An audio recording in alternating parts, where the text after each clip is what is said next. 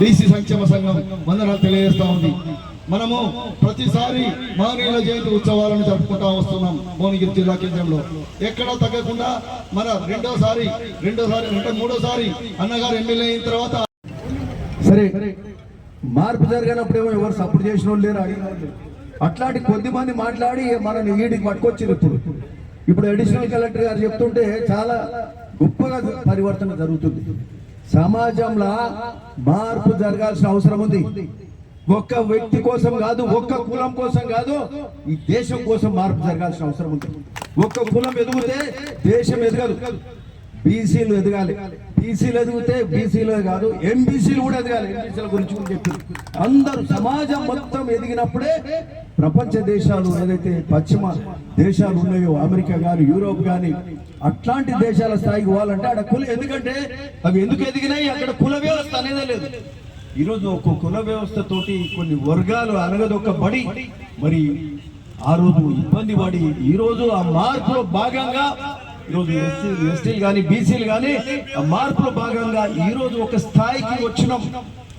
So ఈరోజు ఒక్కరి కోసం కాదు, ఈ దేశం కోసం కావాలి. నేను గట్టిగా చెప్పాలంటే ఓ బీసీ కోసమో ఎస్సీ కోసమో ఎంబీసీ కోసం కాదు, అరే అందరు ఎదగాలి భయ్య, అందరు ఎదుగుతుంది, దేశం ఎదుగుతుంది. అప్పుడే ఒక ఇండస్ట్రియలైజేషన్ అవుతుంది. వ్యవసాయం మరి ప్రతి ఎకరాకు నీళ్ళు ఇచ్చే పరిస్థితి వస్తుంది. రైతు కూలీలకు మేలు జరుగుతాయి, రైతు కూలీలకు కూలీలు పెరుగుతాయి, ఉద్యోగాలు వస్తాయి, ఆర్థిక పరిస్థితి పెరుగుతుంది, సంపద పెరుగుతుంది. వచ్చిన సంపద మనకే పంచుతాం. సోషల్ వెల్ఫేర్ మెజర్స్ జరుగుతాయి, అభివృద్ధి జరుగుతుంది.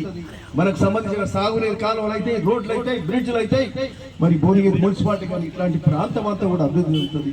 కాబట్టి అట్లా జరగాలి. నేను బి హనుమంతరావు గారు ఎంబడి మహాత్మా జ్యోతిబా పూలే సినిమా చూసిన. మహాత్మా మీరు అందరు చూసిరా? ఎవరన్నా ఈరోజు ఒకసారి ఆ సినిమా వేసి చూసుకుందాం మనం. ఈ ఏం ఫంక్షన్ అనేది సినిమా భద్రాద్రి సినిమా థియేటర్లో వేసి సినిమా చూసుకొని జర మంచిగా లంచ్ గిట్లా చేసుకుందాం.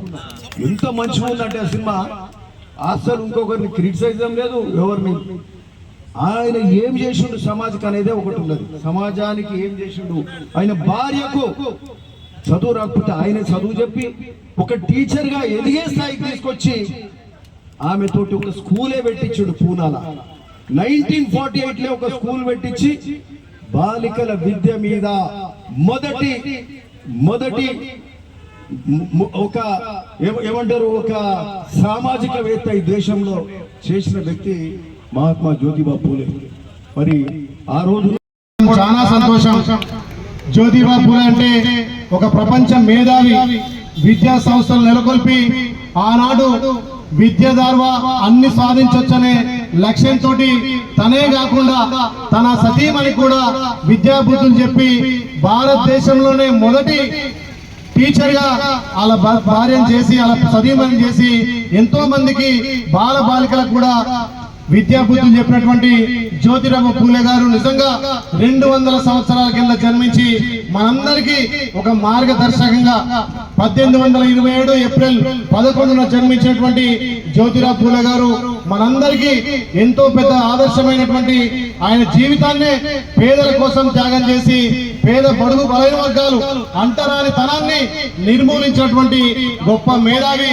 అలాంటి పెద్దలను అలాంటి మహనీయుల్ని ఆదర్శంగా తీసుకొని మనందరం ముందుకు పోవాల్సిన అవసరం ఉంది. నిజంగా ఈ ప్రజాప్రభుత్వం గౌరవ ముఖ్యమంత్రి రేవంత్ అన్న కూడా ఇలా విద్యా పెద్దపీట వేసి విద్యా వైద్యాన్ని ముందుకు తీసుకుపోతున్నాడు.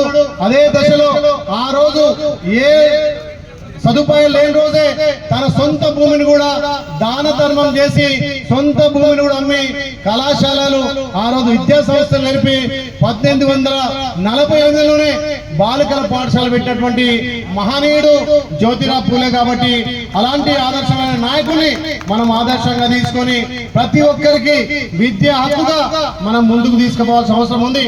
ఆ రోజు బాలికలంటేనే ఇంటి వంటింటి కుందేళ్లకుండే, కానీ ఈ రోజు బాలికలే ఇక్కడ ఎయిర్ నుంచి ఎయిర్ బస్ దాకా నడిపే సామర్థ్యం ఉన్నటువంటి బాల బాలికలను కూడా ఆ రోజు ముందు తెచ్చిన ఘనత.